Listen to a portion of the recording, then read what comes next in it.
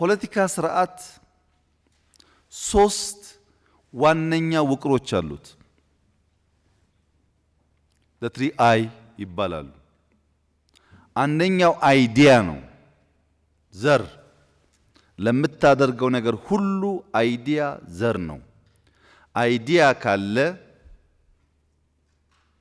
ኢማጂን የማድረግ አቅም ካለ ያን የሚሸከም አንድ ግለሰብ ካለ ግለሰቦችን የሚያባዛ አቅም ካለ ፍላጎት መከወን ይቻላል። አይዲያ የመጀመሪያው ነው። ሁለተኛው ኢንዲቪጁዋል ነው። ኮንቴነሩ ያን አይዲያ የሚሸከም ኮንቴነር ነው ኢንዲቪጁዋል። ሶስተኛ በግራንድ ቶት ውስጥ በግራንድ ዓላማ ውስጥ ግለሰብ ስለሆነ በርከት ያሉ ቡድኖች ተቋማዊ በሆነ መንገድ ካልተፈጠሩ በስተቀር ትልቅን ሐሳብ መከወን አይቻልም።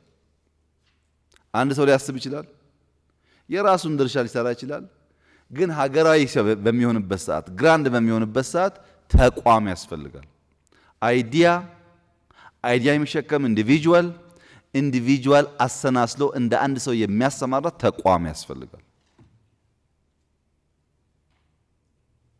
ተቋም መገንባት ለኛ ኢምፖርታንት የሚሆንበት ዋነኛው ምክንያት ኔሽን ቢልዲንግ የሚሸከመው መሰረት ተቋም ስለሆነ ነው። ተቋም ካልተገነባ ኔሽን ቢልድ ማድረግ ያስቸግራል። ይሄ መሰረታዊ ሶስት ውቅር ለዲሞክራሲያዊና ለፖለቲካል ገበያ ያለውን ዲፈረንስ ጎን ለጎን ማየት ነገሩን አጥፎ ለመረዳት ያግዘናል። አይዲያ ሐሳብ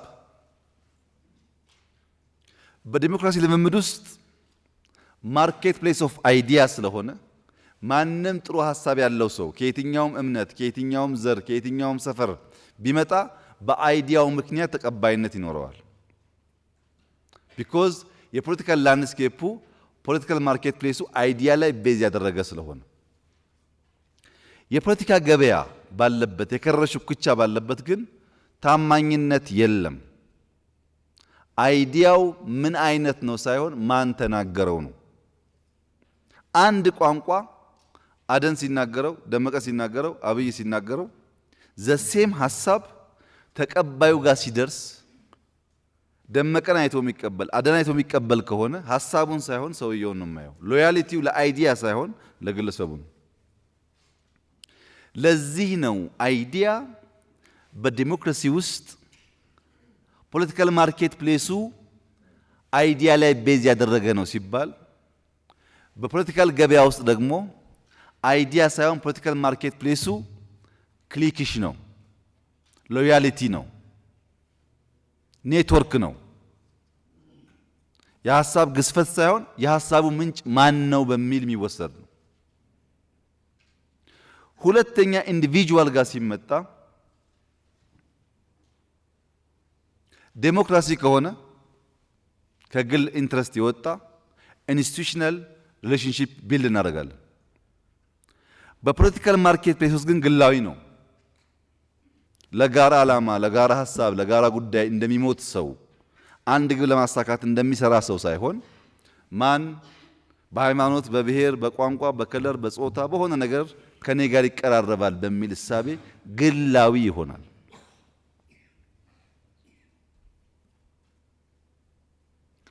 ተቋምን ስንመለከት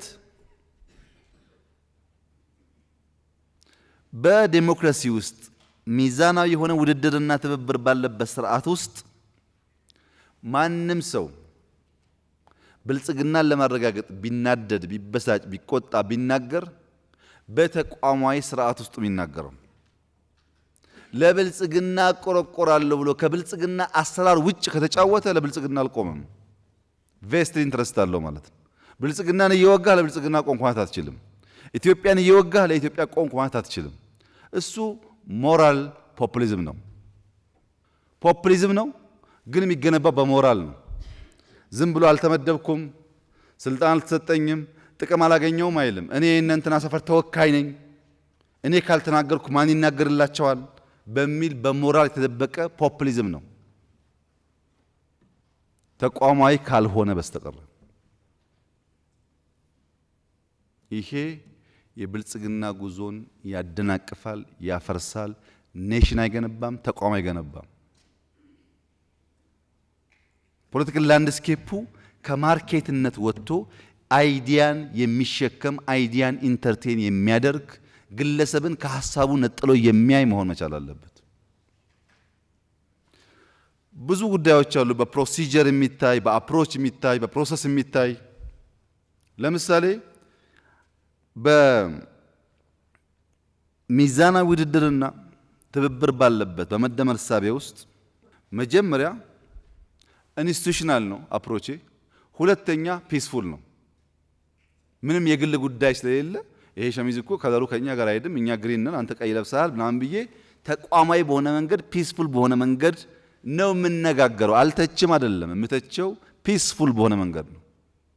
ፖለቲካል ማርኬት ፕሌሱ የሸቀጥ በሚሆንበት ሰዓት ግን ዲስትረስት ስላለ የሚፈጠረው ማንኛውም ነገር ዲቫይድድ የሚያደርግ ነው። እሱ እኮ እንትን ስለሆነ እኔ እኮ እንትን ስለሆንኩ እያለ የሚከፋፍል ነው። ፕሮሰሱ ብልጽግና ማጠናከር፣ ፕሮሰሱ ኢትዮጵያን ማጠናከር፣ ፕሮሰሱ ወደፊት መጓዝ ከሆነ ምንም መሿኮት አያስፈልግም። ተቋም ተከትሎ ብቻ ማድረቅ ነው ችግር። ሹኩቻ ካለ የግል ፍላጎት አለ፣ ቢደበቅም ጊዜ የሚያወጣው። ሜተዱ ሜጀርመንቱ ቤዙ ተቋማዊ ሆኖ ትረስትን የሚገነባ ሰላማዊ የሆነ የማይከፋፍል ለግዙፉ ሐሳብ የቆመ ከሆነ እሱ ዴሞክራሲያዊ ነው። በመደመር እንዳስቀመጥ ነው እኛ ፍጹም ትብብርና ፍጹም ፉክክር አንፈልግም። ሚዛናዊ የሆነ ትብብር፣ ሚዛናዊ የሆነ ፉክክር እንፈልጋለን።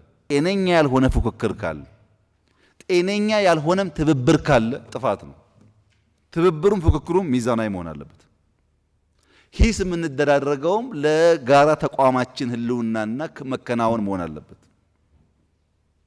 ከዚያ ባሻገር በሚሆንበት ሰዓት ፖለቲካል ማርኬት ፕሌሱ የፖለቲካል ላንድስኬፑን እያበላሸው ነው ማለት ነው።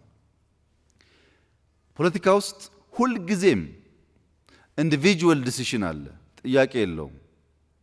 ነገር ግን ኢንስቲቱሽናል ፕሮሲጀር ከሌለ ጥፋት ነው። የእኛን የሚያስፈራው ነገር ኢንዲቪጁዋል የለም። አንድ ሰው የክልል ፕሬዝዳንት ከሆነ ክልል ነው ራሱ ሰውየው፣ ተቋም የለም። ሚኒስቴር ከሆነ ራሱ ሚኒስትሪውን በሙሉ በእጁ የያዘ ሰው ነው። ፖሊሲ ኢንዲቪጁዋል ዲሲሽን ኢንስቲቱሽናል ፕሮሲጀር ካልያዘው ደግሞ ለግለሰቦችና ለግሩፖች ጥቅም መዋሉ አይቀርም። አትወስን አይባልም። ስልጣን ከተሰጠ ትወስናለህ፣ ትጠየቃለህ። የምትወስነው ግን ፕሮሲጀርን ተከትለህ ከሆነ ከሌብነት፣ ከኒፖቲዝም፣ ከአንዳንድ የጥፋት መንገድ ትታቀባለህ ማለት ነው። ፖለቲካል ማርኬት ፕሌሱ ከነዚህ ውቅሮችና አሰራሮች ውጪ እየሆነ እየሄደበት ያለው መንገድ ዴሞክራሲ ጥሩ ሆኖ ብልጽግና ጥሩ ሆኖ ይሄ ካልተገራ ግን ሄዶ ሸቀጥ ስለሆነ ገንዘብ ያለው ሰው በሙሉ ሀብታም ሚኒስቴር ይገዛል፣ ሚኒስቴር አክቲቪስት ይገዛል። ቢኮዝ ስለሚሸቅጥበት አንድ ዩቲዩብ እና አንድ ሚኒስቴርና አንድ ሀብታም የፈለጉትን ያደርጋሉ ማለት ነው።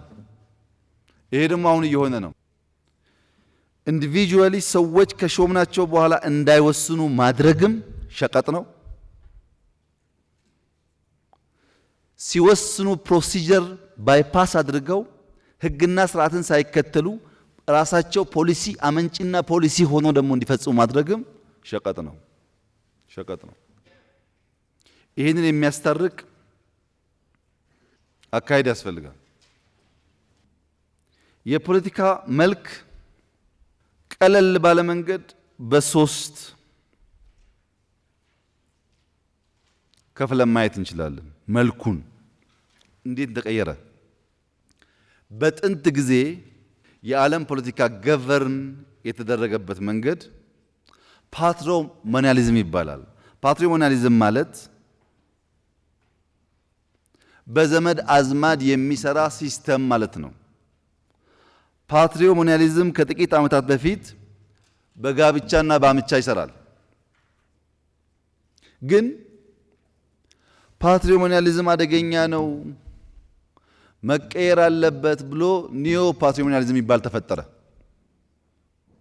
ሁለተኛው ደግሞ ይሄ በዘመድ አዝማድ የሚደረግ ትክክል አይደለም፣ በህግ መሆን አለበት፣ ሁሉ ነገር ፕሪዲክት ማድረግ መቻል አለብን ብሎ ኮራፕሽንን ህጋዊ ያደረገ ማለት ነው። ምን ማለት ነው ይሄ? ኒዮ የሚባለው ግለሰቦች ተቋም ውስጥ ተደብቀው ተቋምን ታከው የተቋምን ፕሮሲጀር ተከትለው የሚያደርጓቸው ያልተገባ አሰራር ማለት ነው። ሚዲያ እንደዛ ይገዛል፣ ግለሰቦች እንደዛ ይገዛሉ። በየትኛውም ዓለም ያለ ፖለቲካ ከእንደዚህ አይነት ሽቀጣ የወጣ አይደለም የወጣ አይደለም። ሶስተኛው እኛ ጋር እየተስተዋለ ያለና ቶሎ መገራት ያለበት ነገር ፖለቲካል ማርኬት ፕሌስ ነው። የፖለቲካ ገበያ ነው። ከመጀመሪያውም ጋብቻና ምቻ ይለያል። ከሁለተኛውም ተቋማዊ የሆነ አሰራር ይለያል። ይሄኛው ዋናው ቤዝ የሚያደርገው ዲማንድ ኤንድ ሰፕላይ ላይ ነው። የወቅቱን አጀንዳ የተሰጠው ላይ በተከፈለው ልክ የሚጮህ ማለት ነው። ማርኬቱ የሚፈልገውን ብቻ አስቦ የሚሰራ ነው።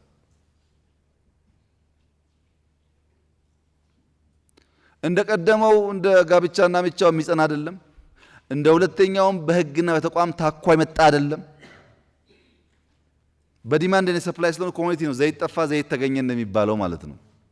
ሁለተኛ ዝምድናው ቴምፖራሪ ነው። ፕሪንሲፕል ስለሌለ መርህ ስለሌለ ገበያ ስለሆነ በየጊዜው የሆነ ቦታ ብቆም የሆነች ነገር አገኛለሁ ክሊክም ይሁን ገንዘብ ብሎ ሲያስብ የሚገለባበጥ ማለት ነው።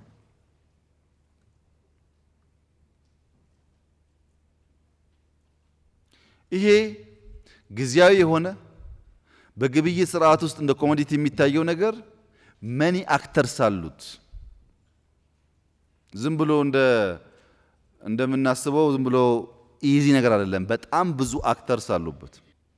ኤንጂኦ አለበት፣ ኢንተርናሽናል ተቋማት አሉበት፣ ሲቪክ ሶሳይቲ አለበት፣ ዘሶ ኮልድ አክቲቪስት አለበት፣ ሚዲያ አለበት።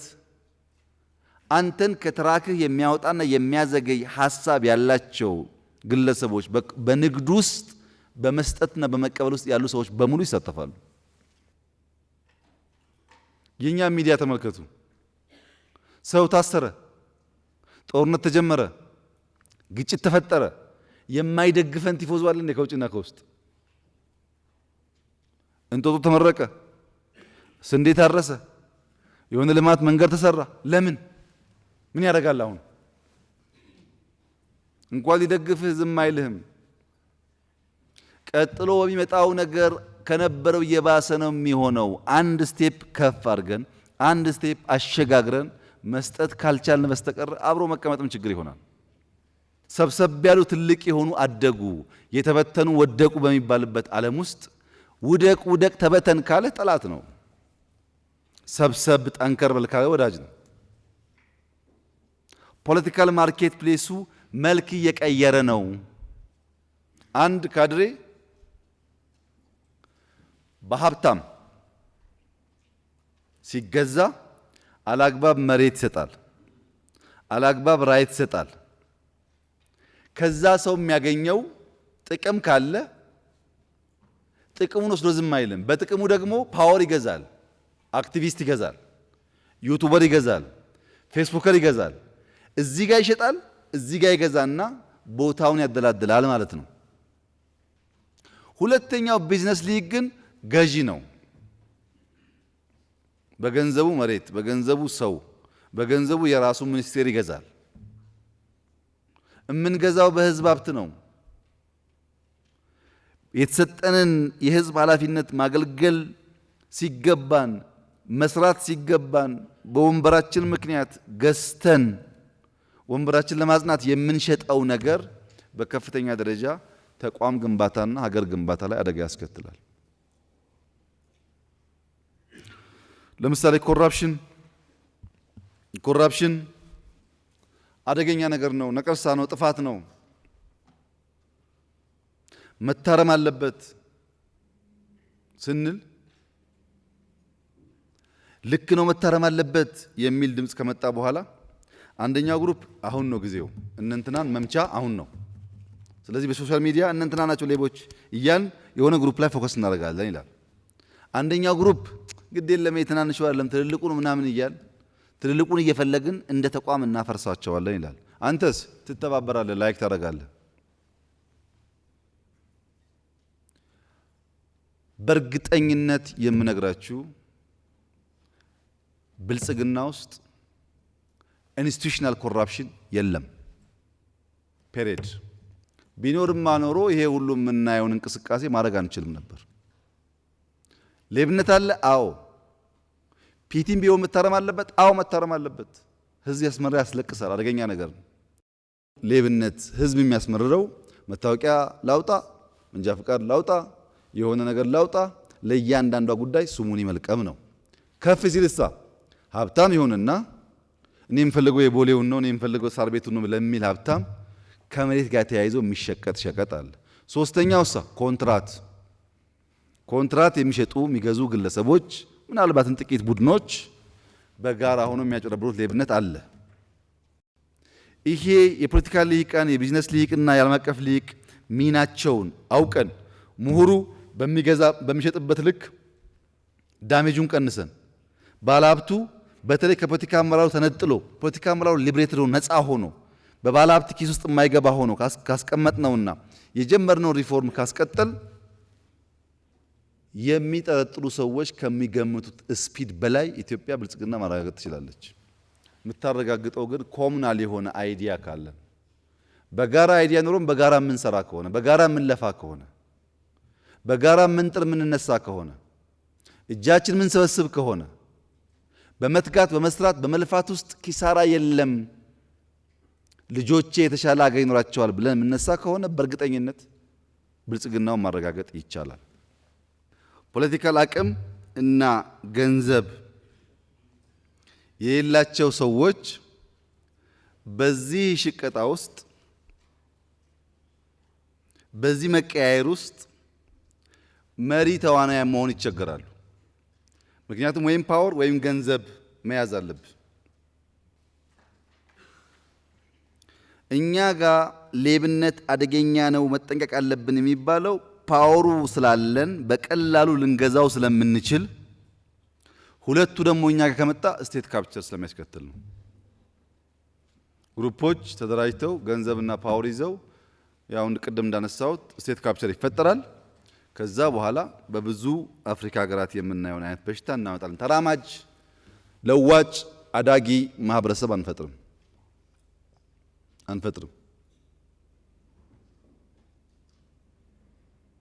እኔ የለሁበትም ይሄን ግሩፕ አይመለከትም ብለን ማሰብ አንችልም። ምክንያቱም ፓወር ነው ነው። አንዳንድ ሰው በእምነት፣ አንዳንድ ሰው በብሔር፣ አንዳንድ ሰው በሰፈር፣ አንዳንድ ሰው በመሬት ጉዳይ ይመጣብናል። በሆነ ጉዳይ መጥቶ ይዘናል። በእርግጥ ስንወርድ አይፈልገንም። ታውቁታላችሁ አይደል? ስንወርድ ማንም አይፈልገንም። ምክንያቱም አንተና ለሚፈልገው ያስከውን ፓወር ነው የሚፈልገው። በያስከው ፓወር ውስጥ ሰርተህበት ትርፍ እንድታመጣለት ነው የሚፈልገው እንጂ ካንተ ጋር አይደለም ጉዳዩ። እዚህ ውስጥ ያለንን ሚና እንደ ጋራም በግልም በተገቢው ደረጃ ማየት ካልቻል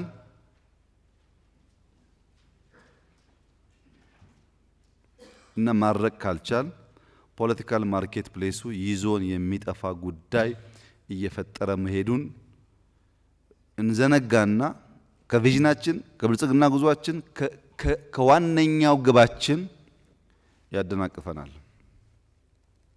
የዚህ ገበያ አውድ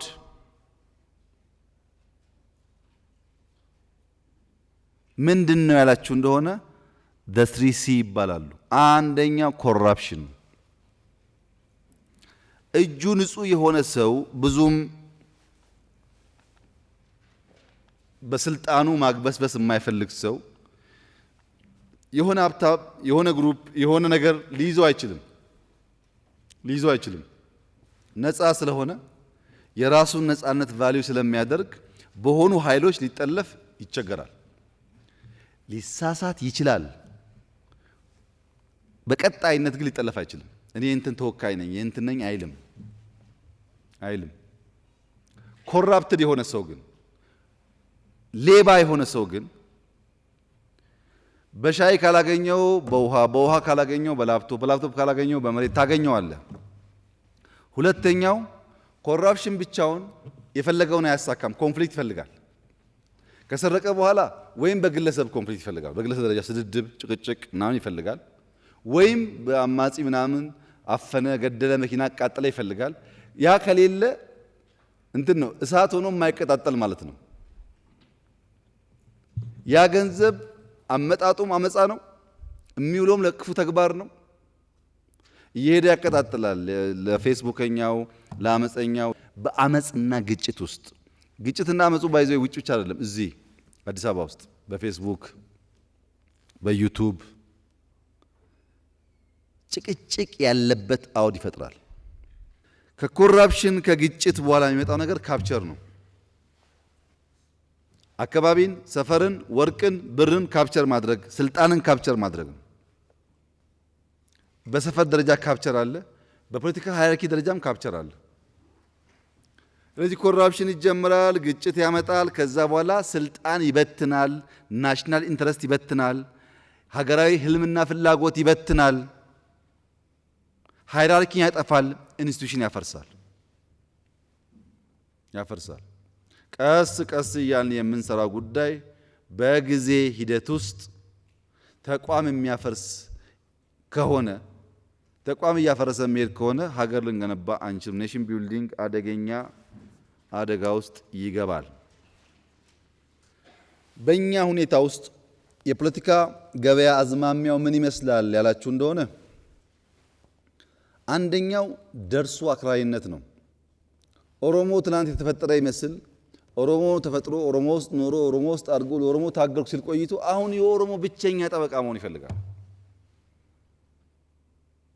ብቸኛ የሰፈር ጠበቃ መሆን ይፈልጋል።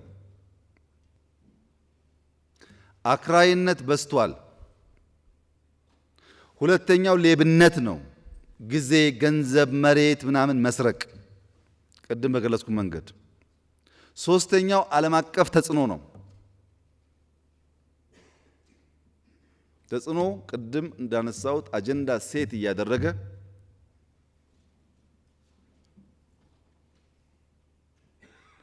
በውስጣችን ሰላምና ህብረት እንዳይኖር ይሰራል። ይሄ ቻሌንጅ ፌስቡካችሁን ተመልከቱ፣ ዩቲዩብ ተመልከቱ። ነገርየው ፍሬ አፍርቶ ወጥቶ ውጭ ባይታይም በየጓዳው ሁለት ሰው ሶስት ሰው ተቧድና ይሄ ነገር እዛ ነገር እዚህ ነገር ማለቷን ከዛም ካለፈ ፌስቡክ ላይ ደፋር ከሆንክ በስምህ ካልሆነም በሌላ ስም መጻፍ ከፈራህ ላይክ ሼር እያደረግ የዚህን ፖለቲካል ማርኬት ፕሌስ ብልሽት ታፋጥናለህ። ነገር ግን ፖለቲካል ማርኬት ፕሌስ ሲበላሽ ቼንጅ የሚመሩ መሪዎች ስራቸው ቤቢ ሲቲንግ ነው። ልጁ ሲስቅ እሰይን አንበሳ ብለህ አቅፈህ ልክ ሲያለቅስ እንኪ ተሸከሚው ካልክ የቼንጅ መሪ አይደለም። ልጅ ይስቃል፣ ያለቅሳል። እነዚህን ጉዳዮች ቤቢ ሲቲ እያደረግን እያስማማን እያግባባን እንዳንጠፋፋ አድርገን ካልሄድን በስተቀረ ትራንዚሽኑ አደጋ ውስጥ ይገባል። ሚናችን ማወቅ አለብን። በቃ ያንተ ሚና አንድ ቀን አማራ ያለቅሳል፣ አንድ ቀን ኦሮሞ፣ አንድ ቀን ትግሬ፣ አንድ ቀን ወላይታ፣ አንድ ቀን ጉራጌ። ይሄን እያስማማ ኢትዮጵያዊነት እንዳይፈርስ አድርገህ ብልጽግና እንዲመጣና ሰዎች በሀሳብ ልዕልና እንዲቆሙ ማድረግ መቻል አለብኝ። የዚህ ዘመን መሪ ነኝ ብለህ ማሰብ ነው። ሮጠህ ወደ ራስህ ሸለቆ ከገባ ተበላሸ ነገሩ። ፖለቲካል ማርኬት ፕሌሱ ከጋብቻ ከአምቻ ከኢንስቲቱሽናል ውቅር ውጭ ወጥቶ በሰፕላይና ዲማንድ ላይ ቤዝ አድርጎ እየተሸቀጠ አጠቃላይ ጉዟችን አደጋ ውስጥ እያስገባ መሆኑ መገንዘብ ብቻውን በቂ አይደለም። የዚህ ፖለቲካ ገበያ አደጋ ምንድን ነው? ምንድን ነው የሚያስከትልብን ብሎ ማወቅ አስፈላጊ ነው። አደጋው የለውጥ ንጥቂያ ነው። ቼንጅ ነው የሚሻማው። ለውጥ ንጥቂያ ማለት የምታደርጋቸውን ማንኛውም የሪፎርም እሳቤዎችና ድርጊቶች ከግል ጉዳይ ጋር ማያያዝ፣ ድል ሲሆን መንጠቅ፣ ጥፋት ሲሆን መስጠት ነው። አንደኛው ብልጽግናን በሀብት ቅርመታ መተካት ነው። የሆነ ሰው ፎቅ ስለሰራ የሆነ ሰው መኪና ስለገዛ ኢትዮጵያ አትበለጽግም። የኢትዮጵያ ብልጽግና የሚረጋገጠው በርከት ያለ ቁጥር መካከለኛ ገቢ ያለው ስናደርግ ነው። መካከለኛ ገቢ ያለው ሰው በሚሊየን ስናበዛ ነው ብልጽግና የሚረጋገጠው። የኢትዮጵያ ነፍስ ወከፍ ገቢ 4000 5000 ከገባ እርሳው። አሁን በየሰፈር የምትጣላውን የሚሰማ የለም። 4000 እና 5000 እስኪገባ ድረስ ቤቢሲት አድርግ። እዛ ከደረሰ በኋላ ሰው ጊዜ የለውም። ሞርጌጅ አለበት፣ መኪና አለበት፣ ነዳጅ አለበት፣ ጊዜ የለውም ስላንተ ወሬ። እዛ እስኪደርስ ድረስ ግን አመጠን ካላደረስን በስተቀረ ወደ ኋላ ሲመለስ በነበረበት አይቆምም። በብዙ መጠን ወደ ኋላ ሄዶ ወደ ጠለቀው የችግር ምንጭ ይገባል። ሁለተኛው ተቋምን በጥቅም ትስስር መቀልበስ ነው። ኢንስቲትዩሽን ከሌለ ኔሽን አይገነባም።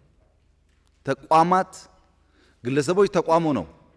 ግለሰቦች ተሳስረው ኮምፕሮማይዝ የሚደረግ ከሆነ ኔሽን ቢልዲንግ ኢን አድቫንስ ሞተ ማለት ነው።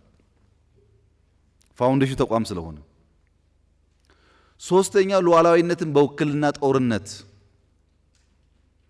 እንግዲህ ለኢትዮጵያ ነጻነት፣ ለኢትዮጵያ እኩልነት ወይ ለኦሮሞ ነጻነት ወይ ለምናምን እታገላለሁ ብለህ በውክልና ኢትዮጵያን የሚያፈርስ ስራ የምትሰራ ከሆነ ኦፖዚት ነው። አራተኛው ሰላምን በአመጽ በጭቅጭቅ በንትርክ ሰላም እንዳይኖር፣ መነጋገር እንዳይኖር፣ ውይይት እንዳይኖር ማድረግ ነው። ይሄ የለውጥ ንጥቂያ በፖለቲካል ማርኬት ፕሌስ ውስጥ አደጋ ነው። የምናስበውን ቪዥን አናሳካም። በ10 ዓመት ውስጥ እንደርሳለን ብለን የምናስባትን ሀገር አንገነባም። ያንም አንገነባ ከሆነ ደግሞ መሰብሰቡም መዳረቁም ትርጉም የለውም። ኢትዮጵያ ካለችበት ችግር ወጥታ ቢያንስ ራሷን መግባ ልጆቿን አስተምራ ክብሯንና አንድነቷን ጠብቃ ወደ ኋላ የማትመለስበትን ነገር ካልሰራን መዳረቅ ዋጋ የለውም። ጊዜ መቁጠር ብቻ ነው የሚሆነው። ያን ለማምጣት ደግሞ ፖለቲካል ማርኬት ፕሌሱ የራስን ህልም የራስን ፍላጎት ሳታቅ እየበላው እንደሆነ ኮንሽስሊ ማየት ተገቢ ይሆናል። አሁን እየንበት ያለነው አካሄድ ዘሆል ቪዥናችንን የሚቀለብስ ነው፣ የሚያጠፋ ነው ብሎ ማየት አስፈላጊ ይሆናል።